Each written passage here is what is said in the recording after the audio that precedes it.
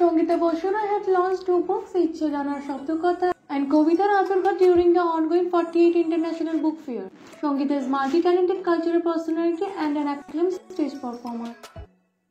Hello Kolkata, live at 48th International Kolkata বই মেলা। আমরা আছি কলকাতা বই মেলার আজকের খুব গর্বের বিষয়, অত্যন্ত কাছের মানুষ, আমাদের শ্রদ্ধার মানুষ সঙ্গীতা বসু রায়ের দুটি কবিতার বই আন্তর্জাতিক কলকাতা বই মেলায় প্রকাশিত হলো। কবিতার আতুর ঘর এবং ইচ্ছে ডানায় শব্দ কথা। অনুপ্রেরণা যদি পেয়ে থাকি কিছুটা শ্বশুর বাড়িতে এসে, সেটা হচ্ছে আমার শাশুড়ি মা আমি এসেই দেখেছিলাম, বিয়ে করে এসেই দেখেছিলাম যে আমার শাশুড়ি মা লেখালেখি করেন, সেখান থেকেও ভাবে লিখছি, সেটা এইভাবে বই প্রকাশ। আর আজকের বই প্রকাশ আমার 48তম এই যে আন্তর্জাতিক বই মেলা, সেখানে আমার প্রথম বই প্রকাশ হলো। এটা তৃতীয় এবং চতুর্থ বই দুটো। এর আগের বইগুলো এই যে পালক পাবলিশার্সের হাত থেকেই প্রকাশ পেয়েছে, কিন্তু সেটা ওদের আনুষ্ঠানিকভাবে প্রকাশ করা হয়েছে।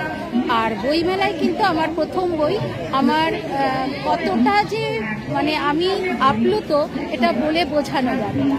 আর কবিতার বই আজকে আমার হাতে রয়েছে, এটা আমার সন্তানের মতো মনে হয়, যেন আমার সন্তান যখন প্রথম সন্তান জন্মলাভ করেছিল, সেই যে আনন্দ, আজকের আনন্দটা কিন্তু ঠিক একই রকম।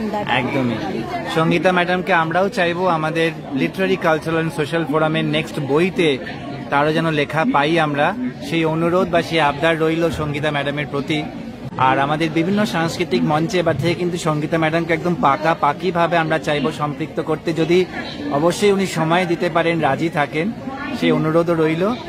আজ 48তম আন্তর্জাতিক কলকাতা বই মেলায় আমরা মিলিত হয়েছি। সামনে আমরা দেখছি আজকে আমার জনবল সঙ্গীতা বসু রায় ইচ্ছে ডানায় শব্দ কথা নামক যে কাব্যগ্রন্থটি প্রকাশ পাচ্ছে, এটি ওনার চতুর্থ কাব্যগ্রন্থ ইচ্ছে ডানায় শব্দ কথা।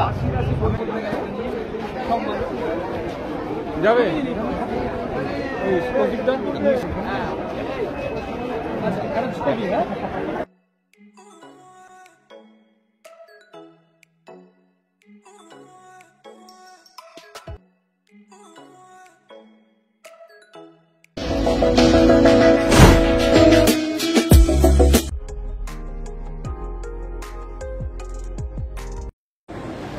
নমস্কার, আমি তুলিকা মজুমদার। আমার হাতে এই বছরের একটি প্রকাশ কপট ফেরা। নাম শুনে বুঝতেই পাচ্ছেন, কপটতা আছে, ক্ষমতা আছে এবং অবশ্যই বুদ্ধির খেলাও রয়েছে। রিজেন্সি রোম্যান্স ঘরানার গল্প, আপনারা অনেকেই জানেন যে এটা আমার প্রিয় জনার। এতে মিস্ট্রিরও টুইস্ট রয়েছে। আর যেহেতু একটা পকেট বুক আকারে প্রকাশিত, খুব দীর্ঘ উপন্যাস নয়, উপন্যাসিকা বলা যায়, আপনারা অতি অবশ্যই চায়ের কাপে চুমুক দিতে দিতে পড়ে ফেলতে পারবেন বইটা। আর পটভূমি হচ্ছে উত্তরবঙ্গের একটি প্রিন্সলি এস্টেট। গল্পটি লেখার পিছনে অনুপ্রেরণা কততম বই এটা আপনার? শরদিন্দু বন্দ্যোপাধ্যায়। এটি আমার 13তম বই। 13th। আশা করি এটা লাকি 13th হবে, নট আনলাকি 13th। আর এটা কি কালেকশন অফ শর্ট স্টোরিজ? না, এটা একটি উপন্যাসিকা, উপন্যাস।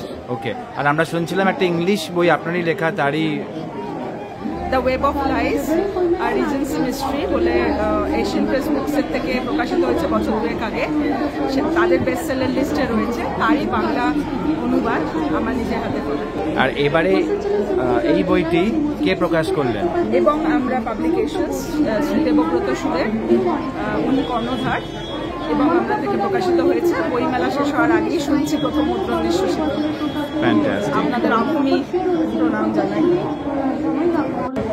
বাবার কলমে প্রামাণ্য ইতিহাসের বই, ডক্টর প্রণীত কিশোরগঞ্জের ইতিবৃত্ত ও সাহিত্য সংস্কৃতি ক্ষেত্র গবেষণামূলক কাজের বই। বাকিটা বাবা নিজের মুখে বলবে। কিশোরগঞ্জ মূলত একটি সাব ডিভিশন বাংলাদেশে, ময়মনসিংহ জেলার, এবং আমরা সেখানে আমাদের রুটস সেখানে। বাবা সেখানকারই ভূমিপুত্র, সেখানকারই সোশ্যাল কালচারাল ইম্প্যাক্ট নিয়ে বইটা। দিনের গবেষণার সুফল এটা আনুমানিক? অ্যাকচুয়ালি 5টা সাব ডিভিশন মিলিয়ে কিশোরগঞ্জ, নেত্রকোনা, জামালপুর, টাঙ্গাইল, এগুলি 5টা সাব ডিভিশন মিলিয়ে ময়মনসিংহ ডিস্ট্রিক্ট ছিল। 1984-এ ওগুলি প্রত্যেকটা সাব ডিভিশন জেলাতে, বাংলাদেশের সব সাব ডিভিশনগুলি জেলা হয়ে গেছে। কাজে আমি ময়মনসিংহের ইতিবৃত্ত একটা বের করেছিলাম 2001 সালে। সেটা প্রায় উদ্দেশ্য হলো আমাদের আগেকার পূর্ববঙ্গও নেই, সে বাংলাদেশে ছিল, সেটাও এখন নেই। বিশেষ করে কিছু বলার নেই।